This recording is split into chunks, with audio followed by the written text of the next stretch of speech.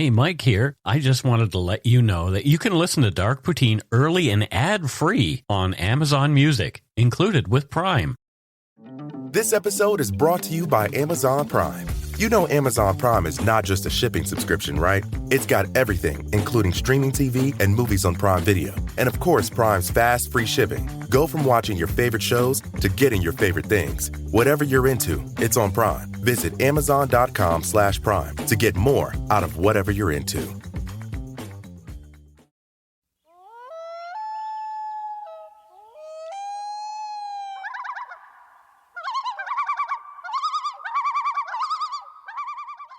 Welcome back to Dark Poutine. I am Mike Brown, and with me, as per usual, is Matthew Stockton. Hello, Matthew. Hello, Mike. Hi, everybody. How are things down there in the Vancouver, Yaletown area? 10 out of 10, thank you. 10 out of 10? Yeah. That's a good thing. I like it when it's 10 out of 10. We're recording today, it's Sunday, and after we're done, I'm going to play a new board game. What's it called? Mansions of something. It's based on H.P. Lovecraft novels. Oh, Mansions of Cthulhu or something? Or Mansions of something. Yeah, no. Yeah. You get like little action figures of Cthulhu, which is cool. That's really fun. The old gods. Yeah, absolutely. The views, information, and opinions expressed during the Dark Poutine podcast are solely those of the producer and do not necessarily represent those of Curious Cast, its affiliate Global News, nor its parent company, Chorus Entertainment. Dark Poutine is not for the faint of heart or squeamish. Our content is often intense and some listeners may find it disturbing. We are not experts on the topics we present, nor are we journalists. We are ordinary Canadian schmucks chatting about crime and the dark side of history. Let's get to it. Put on your toque, grab yourself a double-double and a Nanaimo bar. It's time to scarf down some Dark Poutine. You are responsible for obtaining and maintaining at your own cost all equipment needed to listen to Dark Poutine. Dark Poutine can be addictive. Side effects may include, but not be limited to, pausing and questioning the system, elevated heart rate, pondering humanity, odd looks from colleagues as you laugh out loud at work, family members not into true crime worrying about you. Positive side effects may include some perspectives and opinions that you disagree with, as well as some wokeness and empathy. If you don't think Dark Poutine is for you, consult your doctor immediately.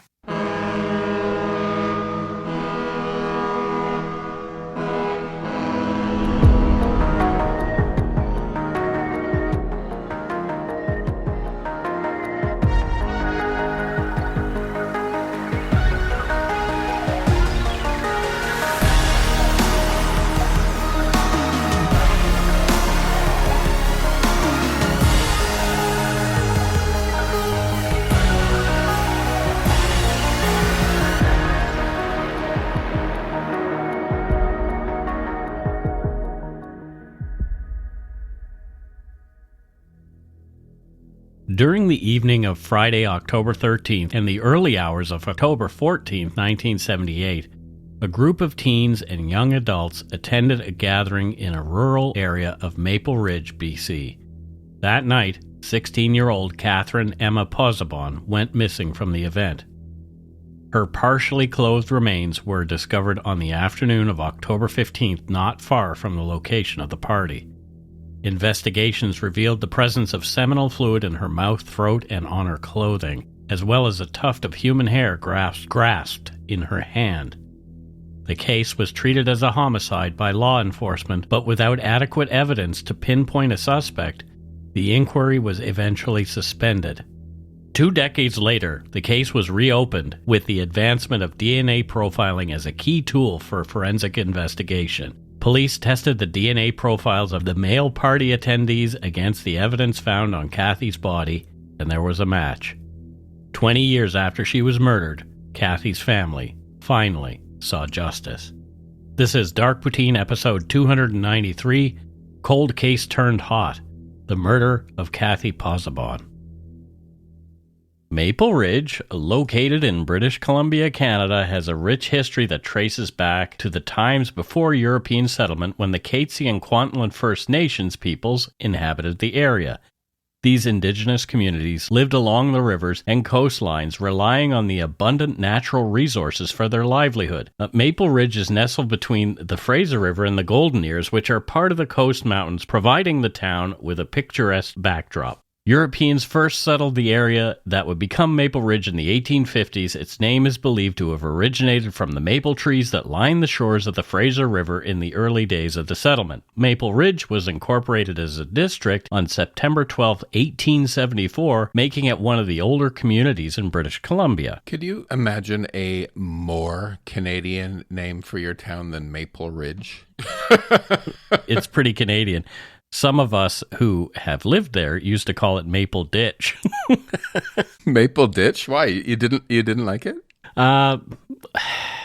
It was a different time in your life. It was a different time in my life, and there were different... I had a different experience with the place that I might have today. Okay. Our neighbor was a bit of a sociopath. Oh, having a neighbor who's a sociopath is always difficult. Oh, it was really, really bad, to the point where we called police once. Oh, gosh, that's horrible. The growth and development of Maple Ridge were significantly influenced by its geographical features, primarily the Fraser River and the rich, fertile land that was ideal for agriculture. Settlers engaged in farming, dairy production, and logging, utilizing the river for transportation and trade. Agriculture became the backbone of the local economy, with berry and dairy farms flourishing in the region. In addition to farming and logging, Maple Ridge's natural beauty and resources attracted leisure activities and tourism. The nearby mountains and waterways provided perfect spots for fishing, hiking, and nature appreciation. Over the years, Maple Ridge saw steady growth. The introduction of the Canadian Pacific Railway in the late 19th century further boosted the local economy by linking the community with larger markets and facilitating the transport of goods and people. Throughout the 20th century, Maple Ridge evolved, slowly transitioning from a primarily rural community into a more suburban one. This was particularly evident after World War II, when many urbanites moved to Maple Ridge and the surrounding areas to take advantage of the more tranquil lifestyle and affordable land. This suburbanization accelerated in the latter half of the century as Vancouver's metropolitan area expanded. Despite the growth, Maple Ridge has maintained a balance between urban living and its rustic heritage. I lived in Maple Ridge between 2000 and 2005, and worked on films shot in the area from 2005 to 2009, so I know my way around. Maple Ridge officially became a city on March 26, 2014, but despite this change in status, it retains much of its small-town charm, with community events, historical sites, and ongoing commitment to preserving its historical legacy. The history of Maple Ridge is marked by its close relationship with the natural environment and a community spirit that reflects both its indigenous roots and settler past. Maple Ridge honors its heritage through various community activities, museums, and cultural events celebrating its diverse history. As of 2022, the population of Maple Ridge is just over 96,000 people and growing. In 1978, Maple Ridge was a relatively small community as compared to today. At the time, it was more rural and less developed, with its landscape characterized by agriculture, forestry, and natural settings. The population in 1978 was much smaller, with a strong sense of community and a slower pace of life. Everyone knew everyone else. The economy was centered around local businesses, farming, and the lumber industry, which has been a traditional economic driver in many parts of British Columbia. Maple Ridge's proximity to Vancouver meant that it was also a community for people who might commute to the city for work while preferring to live in a more rural setting. As Maple Ridge was somewhat secluded in a smaller community, the tragic disappearance and subsequent murder of Cathy Pozzobon had a massive impact on the residents there. A homicide case was particularly shocking and remained in the collective memory of the local population for years, especially as it was unsolved for 20 of them. This case was in fact suggested by several Dark Poutine listeners who'd lived in Maple Ridge and the surrounding area at the time and were moved by Cathy's murder. Well, I always think about the psychology when our listeners write in to get us to cover stories from their local area. Mm-hmm. I mean, maybe you can help. You've been at this a bit longer than me, and I think there's obviously maybe a sense of commemoration for the victims and their stories. Sure. People want to commemorate, somebody that they lost in their community. I wonder if us doing stories ever helps with, I don't know, a sense of closure or maybe some empowerment, being able to share the story and the details so you're more empowered with information? I don't know. I have people from different places who write in about how they feel about us doing cases, and it's always positive. That's good. I mean, there's been a couple of negative comments, but that's usually unrelated to the place, more to a specific person.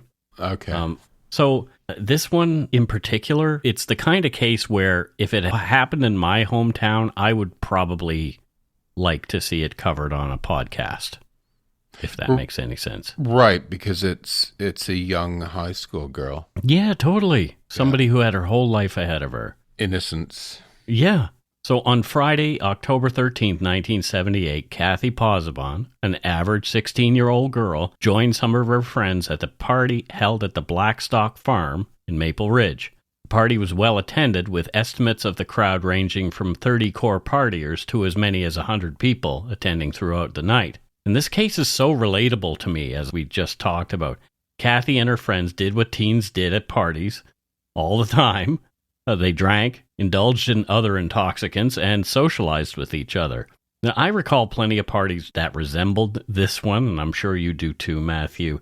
Being too young to obtain booze legally, we'd wrangle alcohol in creative ways. Some of us would raid our parents' liquor cabinets, making a shit mix, some people called it moose piss, of various hard liquor, putting it in various containers. And as my mum made jams and other preserves, our basement had a supply of mason jars and other containers, which I used for my supply. There were other ways to get booze. Our older friends were sometimes paid to go to the liquor store, filling up their trunks of their cars with orders from younger party attendees, illegally. On a few occasions, we'd asked a stranger to go into the liquor commission for us, offering to pay for their services. But more than once, the stranger would abscond with our money, leaving us without booze, and we'd be left scrambling to find another source of alcohol, and we spent more than one weekend dry as a result. We had two ways of going about it. So in my hometown of Strathroy, there's a big Portuguese community. Okay. And a lot of my Portuguese friends' parents made their own wine. So they had vats of the stuff, which was potent. And we also, back then, there was like one or two unhomed people, I think the new term is, in my town. And that hung out near the beer store. We'd give them a $5 to go and get us beer. Yeah, I just remembered another thing. There was, while you were talking, there was a bootlegger in my hometown, and her name was Barb. And I'm not going to say her last name. Barb the bootlegger. Barb the bootleg. That was exactly her. Bootlegger Barb. Well, the thing about Barb is she liked the young guys, so she would have her booze there. I never went in. A friend of mine, Dennis, actually went in there, and when he came out, he was white as a sheet, and he we were like, what happened? And he was like, she made me give her a kiss before she gave me the booze. Come on, Barbie, let's go party. Ugh. Was she a MILF? No. Oh. No, she was an older lady, rumored. This is a rumor, and, it happens sometimes when you're an older person to have apparently some coarse facial hair.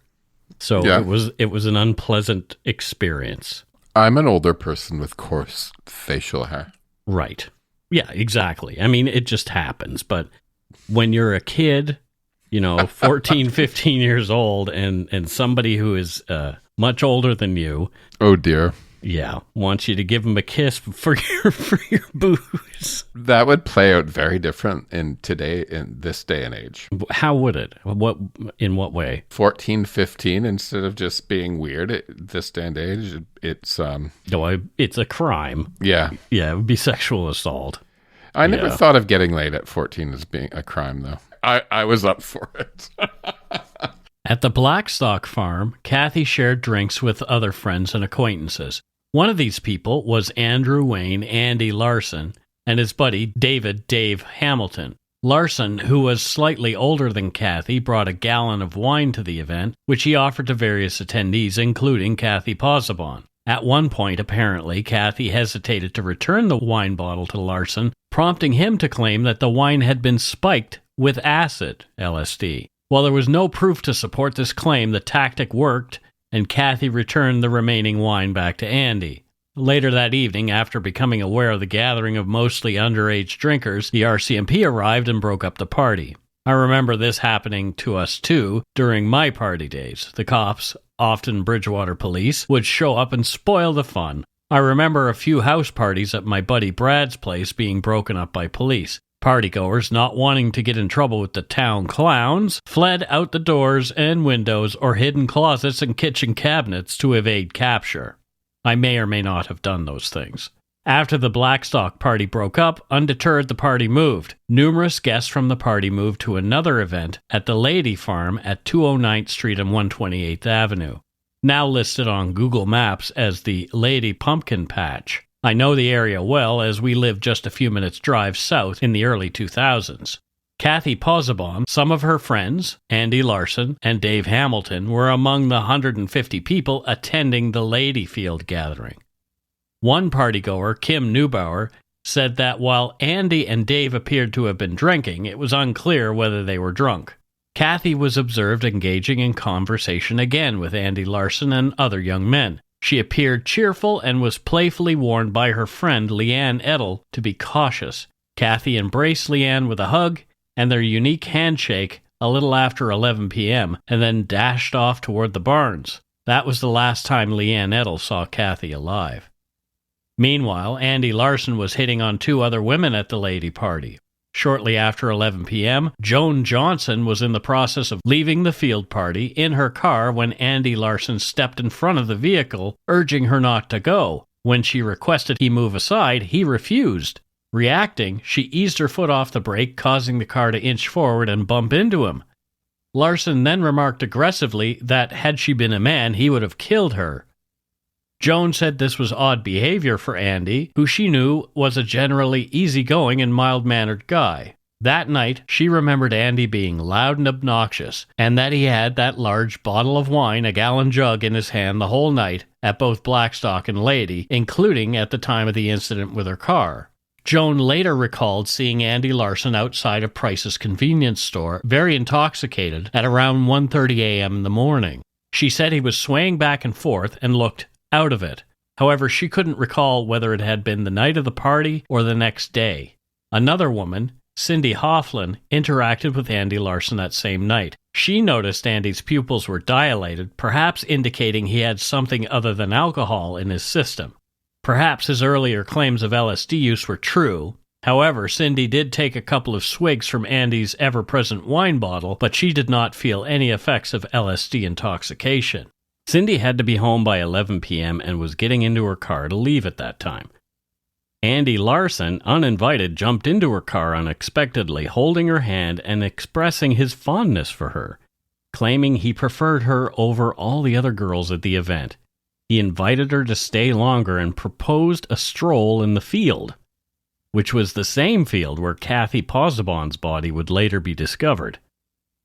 Cindy spent roughly 15 minutes with Andy in the car, but refused his offer for a walk. She headed home after 11 p.m., but not before reluctantly kissing Andy Larson. Dennis Bassanesi said that at the laity party, Andy Larson proposed he have a drink from his gallon of wine. Dennis declined this invitation. Following his refusal, Larson made a hostile remark suggesting, "How about I smash it over your head?"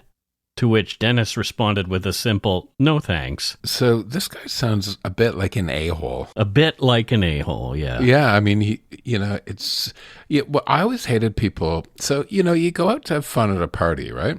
There's a troublemaker. Not every time, but often there's one aggro guy that's like jumped up, chest beating, being rude to people he's trying to make passes on and threatening people. It's like, if you can't just have a good time, don't come to the party. Dennis Bassanesi later asserted that, in his opinion, Andy didn't appear to be seriously inebriated at the moment he threatened him. Regardless, Andy finished off the bottle himself at some point during the lady party. Dean Kirkhuse was present at the lady field party on the same evening. He arrived between 11 and 11:30. As he was driving into the gathering, he slowly passed by Andy Larson, who kicked the side of his car. Dean stopped and asked Andy why he'd done that, and Andy said he thought Dean's car was a cop car sent to spoil the fun again. Dean said he accepted Andy's explanation as his car was a white Ford Ranchero, a model resembling that used by police at the time. 5 minutes or so later, Dean chatted with Cathy Pozzobon and noted that she was in high spirits, seeming bubbly. He had to move his vehicle 40 minutes after he arrived, and around 20 minutes later, Dave Hamilton approached him and asked him to help search for Andy Larson. Andy was nowhere around. Dave wanted to leave the party, but had traveled with Larson, but couldn't find him anywhere. Dean briefly helped Dave look for Andy, but became distracted and left Dave to search for Andy alone. Dean Kirkhughes later recounted seeing Andy Larson and Dave Hamilton departing from the party in a red and black Camaro from the late 1960s, with another man, Bert George, also in the vehicle. It was around 12:30. The car came toward Dean from the southern end of the road near the turnaround area, which incidentally was where Cathy's body would eventually be discovered. Dean approached the vehicle to ask if they were heading out for a last call or what their plans were. However, the car's occupants did not respond, and they didn't even roll down the window to acknowledge him. They just continued driving. Dave Hamilton was driving quite quickly and recklessly, considering the lane was crowded with partygoers in their vehicles, making the narrow road feel even more constricted. Dean thought it was unusual for people leaving such a gathering not to respond when asked what they were doing, as everybody would typically indicate where they were going, home or to another destination. Maybe the party was going to continue somewhere. Their abrupt departure was peculiar to Dean Kirkhughes and stuck in his memory for years after. Dean left the party close to 1 a.m. and was among the last to do so. In the meantime, Leanne Edel was quite distressed because she was ready to leave the gathering but couldn't locate Cathy Pozzobon. They had planned for Cathy to spend the night with her, but she was nowhere to be found. Perhaps, she thought, Cathy had left with someone else. When Cathy didn't come home the next day, her family became worried and reported her missing to the local police. After discovering Cathy was last seen at the 18-acre Lady property, a search party was struck and began looking for the 16-year-old. A few of the searchers were youngsters like Dean Kirkhughes, who'd been at the party and felt compelled to look for his missing friend. At around 2 p.m. on Sunday, October 15, 1978, directed by a high school teacher, Jim Lindsay, who'd spotted something in a nearby field after climbing up a silo for a better look, searchers found Cathy's partially nude body in a field near the site of the party, around 100 meters away. More after a quick break and our Supernatural Circumstances trailer. Hey Dark Poutine listeners, Mike here. Are you ready to dive deep into the mysteries of the supernatural? Join me and award-winning paranormal researcher Morgan Knudsen as we dissect chilling phenomena on Supernatural Circumstances. From spine-tingling hauntings to creepy cryptids and other paranormal subjects, we'll be your guides on this extraordinary journey. We're in Season 2 right now, so there are plenty of episodes for you to catch up on. Buckle up and explore the unknown with us and numerous expert guests. Download Supernatural Circumstances wherever you podcast.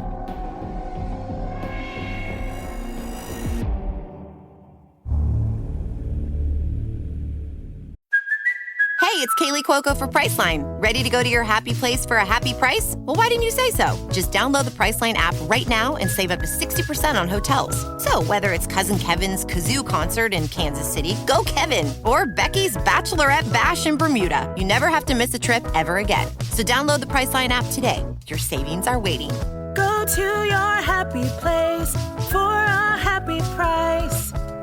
Go to your happy price, Priceline. If you're looking for a smoking gun, I can absolutely guarantee you will not find it. In October 2001, a series of letters filled with a deadly powder called anthrax were dropped into the U.S. mail system. What started as an unprecedented case turned into an unsettling mystery. Who sent these deadly letters? And why? From Campside Media and Sony Music Entertainment, I'm Josh Dean, and this is Cover Up Season 4, The Anthrax Threat. Available now. This episode is brought to you by Amazon Prime. You know Amazon Prime is not just a shipping subscription, right? It's got everything, including streaming TV and movies on Prime Video. And of course, Prime's fast, free shipping. Go from watching your favorite shows to getting your favorite things. Whatever you're into, it's on Prime. Visit Amazon.com/Prime to get more out of whatever you're into.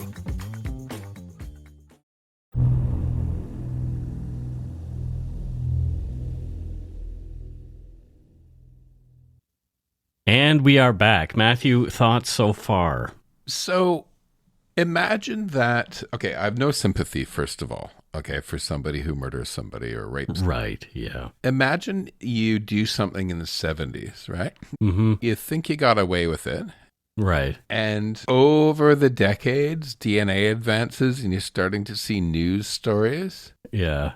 Like, would you be crapping yourself worrying that it's going to come around to you? Or I bet you, because there's been so many cases solved with DNA lately that there are people who are just, they thought they'd gotten away with it and are crapping their pants, waiting for the knock on the door. Imagine living like that. No thanks. It'd be horrible. I mean, you mentioned at the beginning that DNA advances got the guy. Let's go get into this and see who did it. Yeah. Well, if they're perhaps, a psychopath like Dennis Rader, he did this thing that he would essentially compartmentalize his life from his crimes. I can't remember what it was called, but it was like putting things in a box. So he had a box mentally in which all his crimes lived, and then he lived his life as just a regular guy.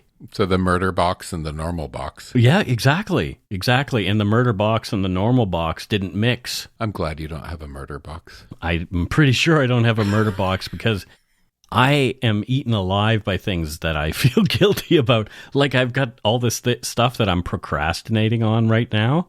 And oh my God, I'm having trouble sleeping because I wake up thinking about it. Yeah, I do the same thing, right? Or if you think like you may have been like no more than just a normal human being, but a little bit short with somebody. Like if I do that, and they might not even notice, but I still feel like guilty the next day, right? Yeah, well, that's why I often, if I've done that with somebody, I'll apologize. Yeah, you always text me. Yep. Don't hate me. It's been a rough day. Yeah. Fair. It's fair, Mike. Well, let's move on.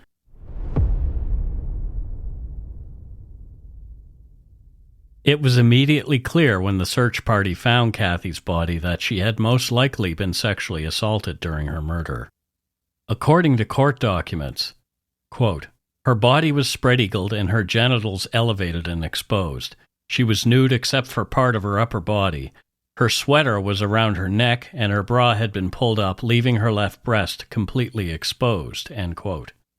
The evidence indicated that Cathy was rendered unconscious from a blow to her head and then dragged from a barbed wire fence nearby to the point where her body was eventually found. The evidence also indicated that she was sexually assaulted and strangled at the place where she was discovered. The condition of the grass, the blow she received to her head, and the bruising to her neck suggested she was alive when she was dragged from the fence between 150 and 150 feet from where her body lay. It appeared that her clothing had been removed before she died or while she was in the process of dying. The marks evident on her neck led investigators to surmise Cathy had been strangled manually. After a thorough medical examination, coroner Doug Jack confirmed Cathy Pozzobon's cause of death to be asphyxiation and that she died sometime soon after midnight on the morning of October 14th, 1978. How the heck does this happen at a high school age party? Yeah, right. We were talking about how much we relate to this, and then here's where it goes off the rails. Because this never happened at a party that I went to. No, and people, high school kids are there for a good time. They're just having some fun, and then, like what you just read is just so brutal, and she's just left like that, right? Yeah. It's hard to fathom how. It just feels like there was suddenly this escalation of this horrible thing that shouldn't have been there, you know? Mm-hmm. Yeah. I feel for her. She's only 16. God. Yeah. I mean, we've got a picture of her here. She was cute. Yeah. You know? Like, Fourth. Yeah. Just like innocent 16-year-old girl. Absolutely. Just, she would have been living her life now. Yeah. Oh, boy. Cathy had, in fact, been sexually assaulted. The encounter had not been consensual. This is graphic. From court documents, quote, "There was injury to her labia, which was consistent with being caused by an erect penis. Her own blood was found on the clothes she was wearing. What appeared to be bite marks were on her breast. One of her own pubic hairs was found in her mouth. Semen was found in her mouth and larynx. Semen was also found on the sweater she was wearing at the time of her death. Finger bruises on her inner thighs were consistent with her thighs being pried apart." End quote. There were 28 hairs in Cathy's palm that did not belong to her and may have indicated she'd fought her attacker. The hairs found in Cathy's hand ranged from 8 to 12 inches in length, and as it was the 1970s, plenty of male partygoers had longer hair. Swabs were taken from Cathy's body, including her larynx and throat, as well as her sweater, and preserved. These included seminal fluid. Cathy, born on April 13, 1962, to William Victor and Florence Elizabeth Pozzobon, was a well-liked grade 11 student at Garibaldi Secondary School at the time of her murder. And of course, this caused her classmates and teachers and the community at large a massive amount of concern and grief. The finger-pointing started right away, but no one really knew who'd killed her, other than her murderer, of course. According to a later Province newspaper article, one dark rumor claimed that Cathy had been dosed with LSD and passed around during a gang rape. There is no evidence to prove this to be the case. Cathy was said to be friendly and outgoing and loved team sports. Her classmates planted a tree in her memory outside the school's entrance. She was buried in Maple Ridge Cemetery. The plaque on her grave marker reads, "All things bright and beautiful." An RCMP task force of 9 investigators included a pair of experienced investigators from the Special Crimes Section in Vancouver. By November 1st, the Surrey Leader reported the team had interviewed 160 people, including all the partygoers, and had, quote, "no new leads." Every male who attended either party became a person of interest to the police. All denied knowing what happened to Cathy Pozzobon. On November 7th, the Times Colonist reported that investigators had a short list of, quote, less than 10 suspects in Cathy's murder. Among them was Dean Kirkhughes, who'd helped in the search for Cathy, and Andy Larson, who'd had a few run-ins with others at the party. There were a couple other guys on the list as well.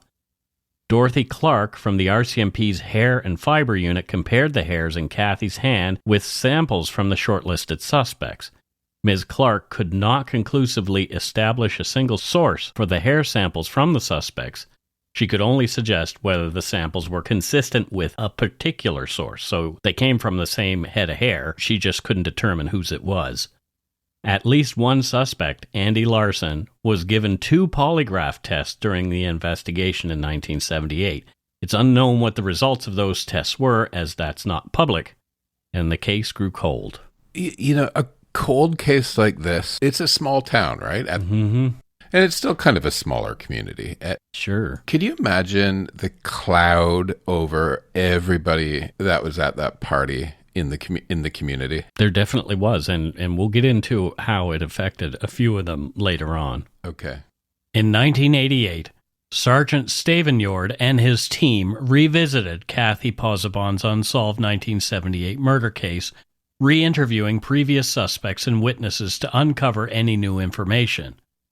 The men, including Andy Larson, were interviewed at the police station, while the women were interviewed at their homes or workplaces. Larson's recorded interview proceeded without him being informed of his legal rights, as he was not being treated as a suspect, but as a potential source of new information. During the interview, Andy Larson pointed at Dean Kirkhughes as the most viable suspect in Cathy's murder. A portion of the conversation, as recorded by investigators, was later released in court documents. It follows, and it's hard to read, because it's the way people speak. Larson: "Yep, One name you mentioned was Dean Kirkhughes.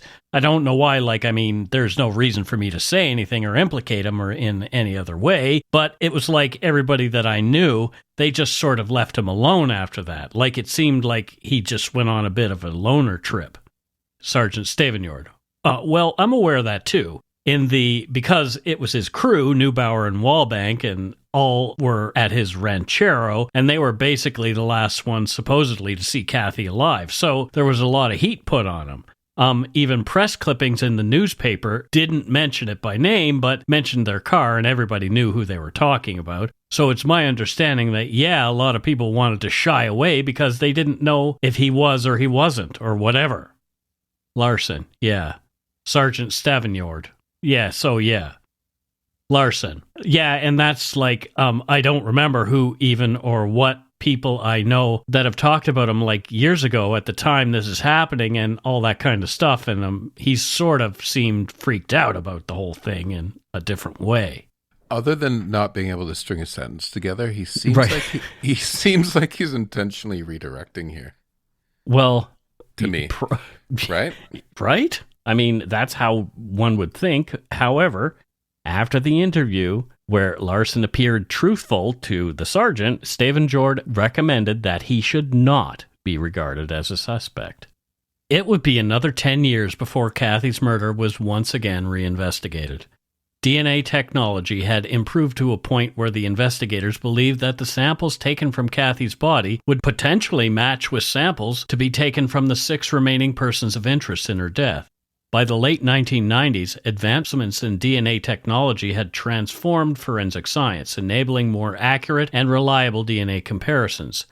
The polymerase chain reaction PCR test became a key tool, allowing for the amplification of tiny DNA samples into quantities sufficient for analysis. The adoption of short tandem repeat STR analysis became the gold standard for genetic fingerprinting due to its precision and the small sample sizes required. Automation and computerization streamlined the sequencing and analysis of DNA, considerably cutting down the time needed for processing. The establishment of comprehensive DNA databases facilitated the swift cross-referencing of DNA profiles from different cases and individuals. Techniques such as the mitochondrial DNA (mtDNA) analysis provided options for examining degraded samples, and Y chromosome analysis offered a method for tracing male lineage, proving especially useful in complex forensic cases. Moreover, enhanced quality control measures and standardized procedures ensured the consistency and accuracy of DNA testing across laboratories, significantly increasing the role of DNA evidence in solving crimes. These technological strides by 1998 had notably expanded the capabilities of law enforcement agencies to solve cold cases and secure evidence for ongoing investigations. Of the men whose DNA was compared, one sample matched the DNA of the preserved seminal fluid taken as evidence in 1978. It belonged to Andrew Wayne Andy Larson, who now lived in Mission, BC. From court documents, quote, on September 10th, 1998, Sergeant Paulson and Constable McLeod went to the Larsons' home. The officers introduced themselves to Andy, who had gotten out of bed after being awakened by his mother. Sergeant Paulson, Constable McLeod, and Andy Larson sat at a table. Larson's mother sat in the adjoining living room. Sergeant Paulson told Larson he was from the Unsolved Murder Unit. He asked Andy if he would provide a blood sample so that it could be compared with DNA found at the location of Cathy Pozzobon's murder. Larson agreed to provide a blood sample. End quote. Larson signed a biological evidence consent form and said he did not want to talk to a lawyer. Sergeant Paulson then gloved up and took a sample of Andy's blood, after which Andy initialed the container used for the sample, as requested by the investigators. They said it was to preserve the chain of evidence. Before they left, the officers told Andrew Larson that the results of the comparisons might take as much as 2 or 3 months. The results pointing to Larson as the suspect in Cathy Pozzobon's murder came back 92 days later. On February 9, 1999, the Abbotsford News reported Andrew Wayne Larson's arrest in the more than 20-year-old murder case. The article indicated that Cathy's family was not pleased with how the original investigation had been conducted, but they were relieved at the arrest of a suspect. At the time of his arrest, Andrew Larson was a married man and had children. He'd lived a life, something Cathy Pozzobon did not have a chance to do. It was revealed that in 1997, an anonymous woman had called an RCMP tip line indicating that she felt Larson was responsible for Cathy Pozzobon's murder. Larson was released on $125,000 bail 2 months after his arrest and returned home to await trial. He pleaded not guilty to the first-degree murder of Cathy Pozzobon. Imagine the conversations that are going on in that house over this time frame. Right. I feel for his family. You know, if his wife didn't know anything at all, this train crash of information would just totally hit and destroy your life. Totally. Yeah. And, you know, all of a sudden you learn that your dad may or may not be a murderer. Yeah. Like, holy crap. Here you are. You've just lived this life with this person who's your father. And then you find out that he's been arrested, accused of a horrifically brutal rape and murder. Well, it could go either way. Either they'd be totally shocked, or it could be, yeah, the prick, I could see him doing it. Right? Yeah, maybe. Sometimes people have a good understanding of who their family members are. Yeah. At Andrew Larson's 2001 trial, the DNA evidence and other forensic findings were presented along with corroborating stories recalled by 1978 partygoers, which put Larson unaccounted for around the time that Cathy was presumed murdered. According to the Vancouver Sun, expert witnesses testified the probability of matching an unrelated individual at random from the Canadian Caucasian population was 1 in 2 trillion. Much was made by Larson's defense team about the inconclusive hair comparisons made in 1978 and the fact that over the 20-year interval, the RCMP had destroyed the hair samples so that they were no longer available for comparison. Perhaps someone else had actually killed Cathy. They also tried to use Andrew Larson's level of intoxication as a defense, perhaps to mitigate between first-degree and second-degree murder. This was disputed by numerous witnesses who stated that Andy did not seem overly drunk throughout the night and seemed well in control of his actions. In his decision, Honorable Mr. Justice S.R. Romilly said that he found that although the case was circumstantial in nature, the Crown had proved its case beyond a reasonable doubt. Romilly wrote in part, quote, "In this case, there is evidence that the accused was in the company of Cathy at the Blackstock Party and the Lady Field Party.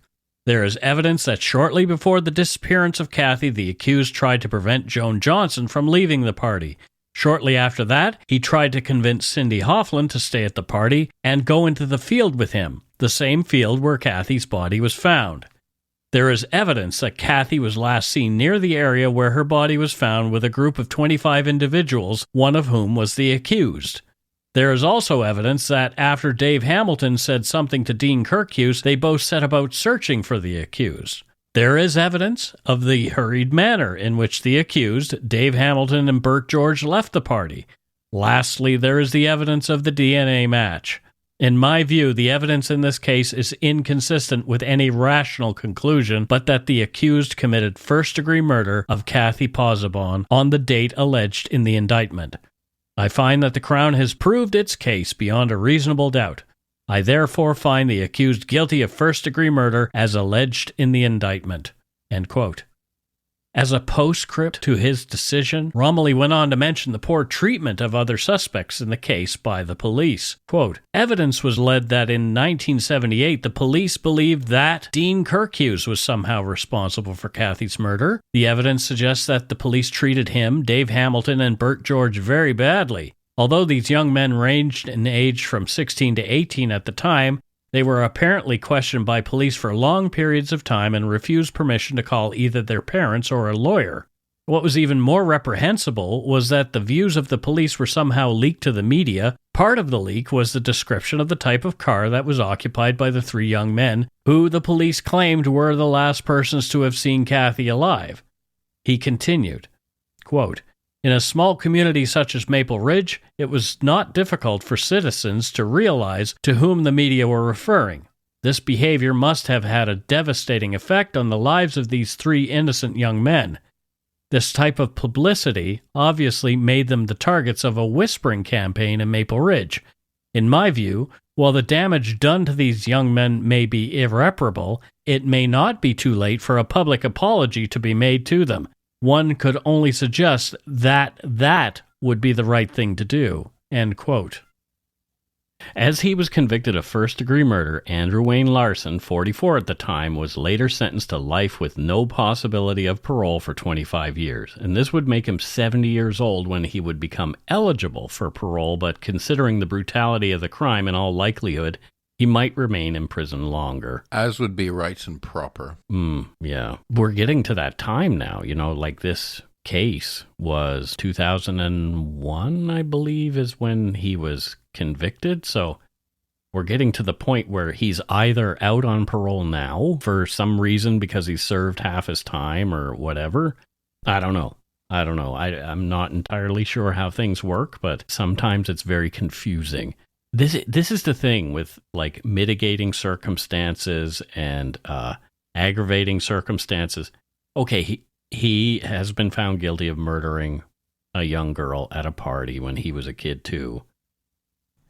Yeah. However, he let everyone suffer not knowing for decades. Right. Yeah, so, like it's so that's the opposite. What's the opposite of mitigating? Condemning? Aggravating. Yeah. Yeah. But yeah, it's a rough one. It is. These ones are always hard. I don't know why you do these ones to me. Yeah, well, Sergeant Bob Paulson, who'd taken Larson's blood sample in 1998, went on to become the RCMP commissioner. And he told Global News in 2014 in an article that he will always remember Cathy Pozzobon and his involvement in the investigation into her murder. He said, quote, "You're never going to bring Cathy back to her mother, but there was something that you did right. You gave this family who killed their daughter." He continued, "There was some guy that was walking around the planet before we got there thinking he got away with it. Now he's in jail for the rest of his life." Case closed. Well, yeah. Rest of his life, maybe. I don't know. And that's it for Dark Poutine episode 293, Cold Case Turned Hot, the murder of Cathy Pozzobon.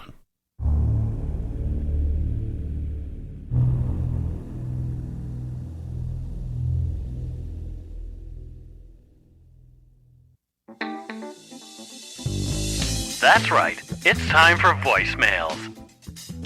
You can leave us a message at 1-877-327-5786 or 1-877-DARK-PTN. We'd love to hear from you. Let's see who called us this week.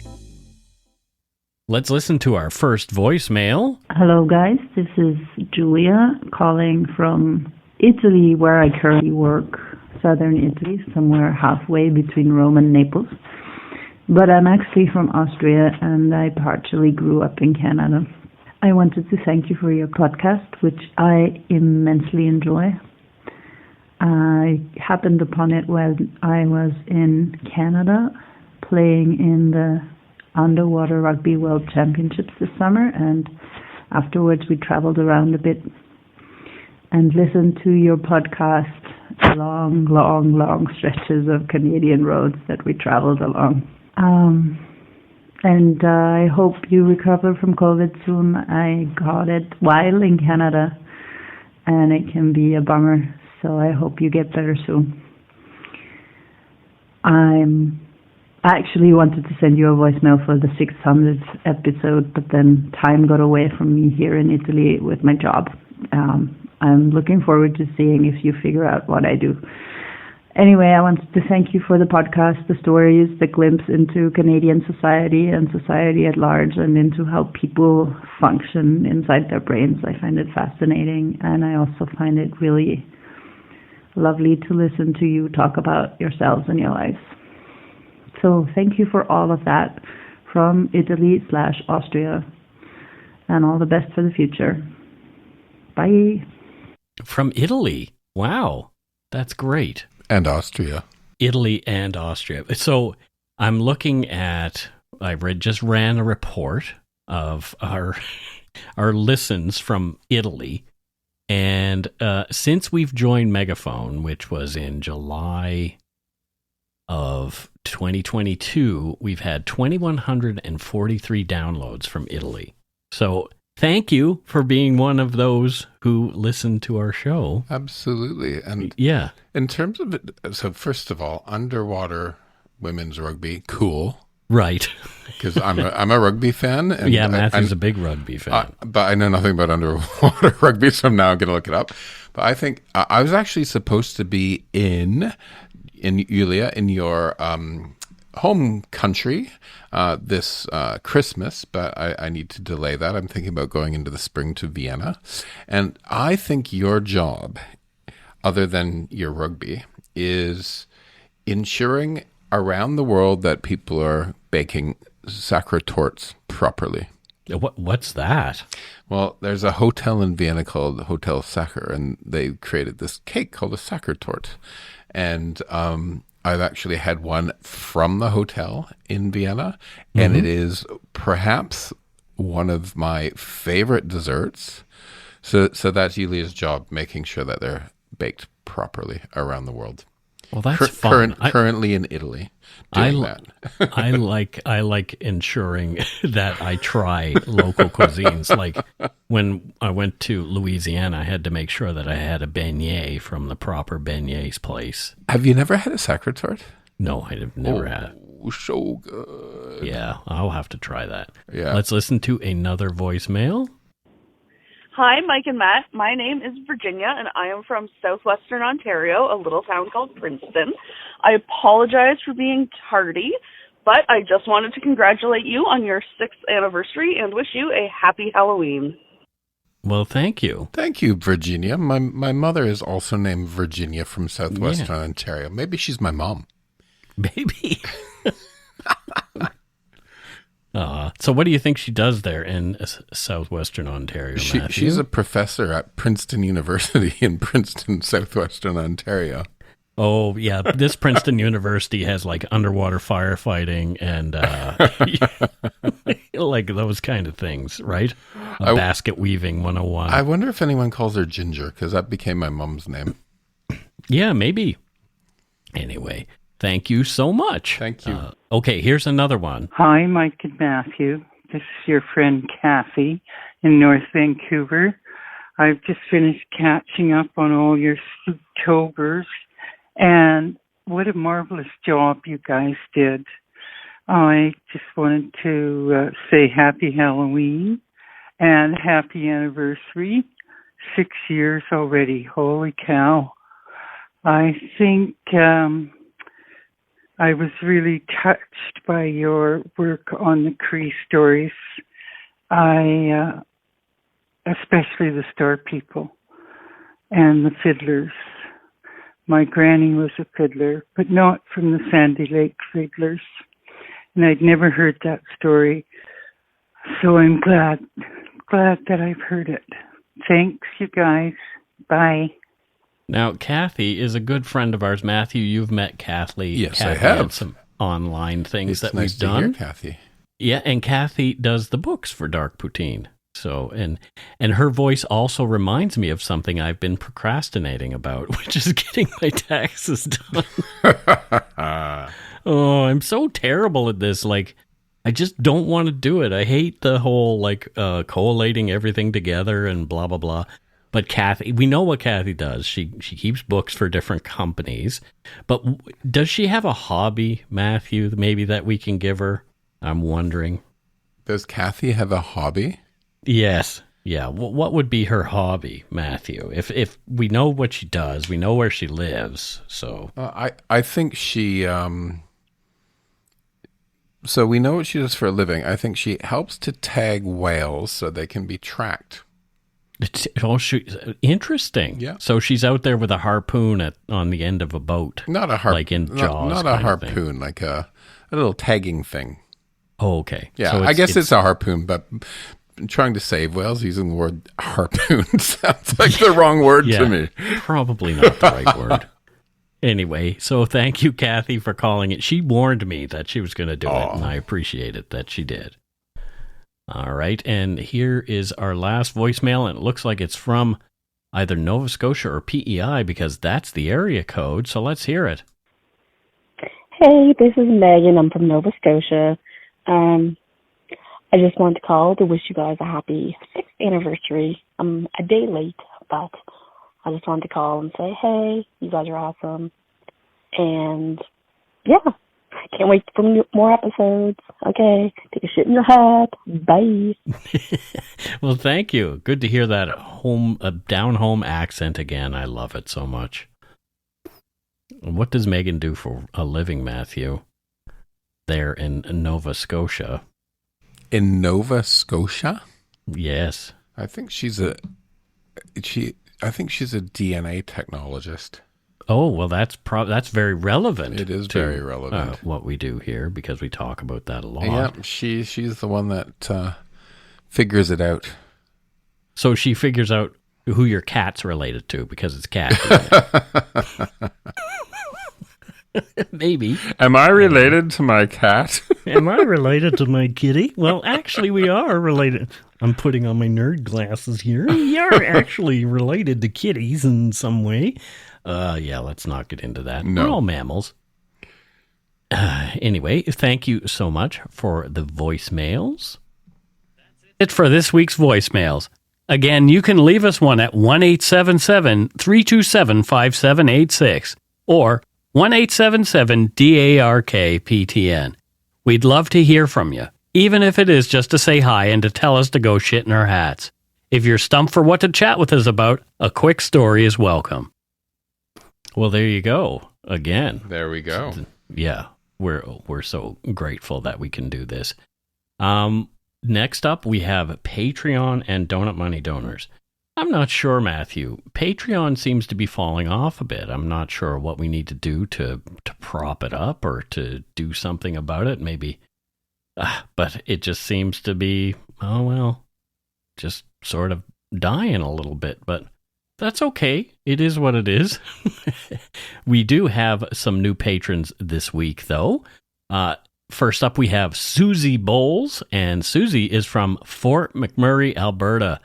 One of the hardy souls that lives way up there in Fort McMurray, Fort Mac, that's seen so much adversity, and it's kind of cool that people are still kicking it up there. Yeah, after the fire.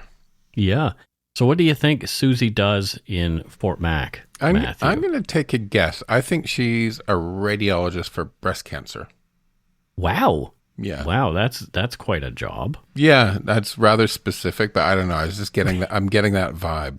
You're getting that vibe. Well, yeah. You know what? Everybody needs a good doctor because, like especially ones that specialize. Absolutely. It takes a long time to get a specialty in the medical profession. So good on you, Susie. And it takes a long time to get a specialist when you have a problem. Now, I'm not sure if I'm going to pronounce this last name right. Probably not. Probably not. This person calls herself Catherine Bagg with 2 G's and an E. And there's also another name that I don't know if she wants put out there. So Catherine Bagg, and she is from New Bedford, Massachusetts. New Bedford. Park the car in Harvard Yard and make sure you wear a sweater. Where do you pick these things up from, Mike? Well, that is a Massachusetts accent. Is that all of Massachusetts? Well, it is the let's just say the cliche Massachusetts accent. So, my grandmother had the cliche Lunenburg County accent. She had it. So I have no accent. Exist. You have a Southwestern Ontario accent. You definitely do. I know, it's changed. My Nova Scotia accent changed over the years, too. But, that's the way it is. I'm still feeling kind of crummy from the COVID stuff. Yeah. But anyway. So what do you think Caitlin does there in New Bedford, Matthew? Was it Caitlin? Yes, it was. Okay. I think Caitlin is a handbag designer. is a handbag designer. Wow, Yeah. that's kind of cool. Bags, BAGGS. I need a new trademark handbag. registration. Yes. Yeah, there you go. That's fun. Yeah, I know. And we did have one Donut Money donor this week, and her name is Courtney Forgang, and we don't know where Courtney's from or what she does, Matthew, so you're on. Courtney is from Courtney. Mm-hmm. Right? She's Okay. named after the town she's born in? Or is Well, it? her name Courtney is spelled differently than the Courtney. Yeah, her place. parents just wanted to shake it up a little bit, right? Shake it up a little bit, sure. Shake it up. Yep. And she spends her life not working, but trying to stop old growth forests from being cut down. So you can find her at any day. You can find her chained to a gate. Chained to a gate. Yeah. So Courtney spends her time chained to gates. Yeah. Well, that's good for Courtney. Somebody's got to do it. You have old growth stuff on your brain because you were just sort of in that area when you went up to Tofino. You and Justin stomped around the big forest. I do, and when you see it, you get it. Yep. When you see it, it's funny. If you've never been to British Columbia or an old growth forest, you're like, oh, people need wood. But once you see it and sort of the trees themselves, but also all of nature that lives off of them, you kind of realize why they need to be protected. There you go. It hits anyway. home. Yeah. Thanks to all our patrons and Donut Money donors, past and present, for your generosity. It helps to keep the show going.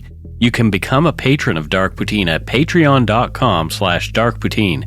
For a one-time donation, you can send us donut money via PayPal using our email address, darkpoutinepodcast@gmail.com. If you don't already subscribe to the show, it would mean a lot if you did. You can easily find Dark Poutine on Apple Podcasts, Spotify, or wherever you listen to your favorite shows. If you haven't gotten yours yet, my book, Murder, Madness, and Mayhem, is available to order via a link on the Dark Poutine website.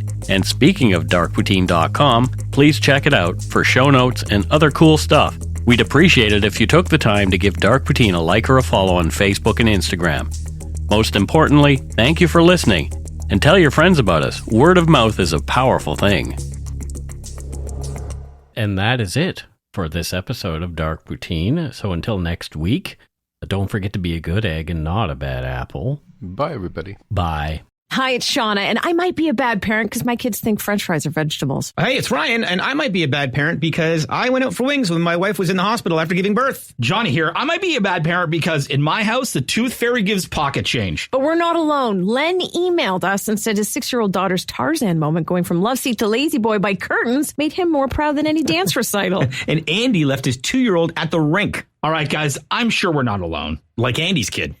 For stories and confessions like this, make sure you check out our podcast. It's called Bad Parents, and it's available wherever you get your podcasts. I left a glove at the rink.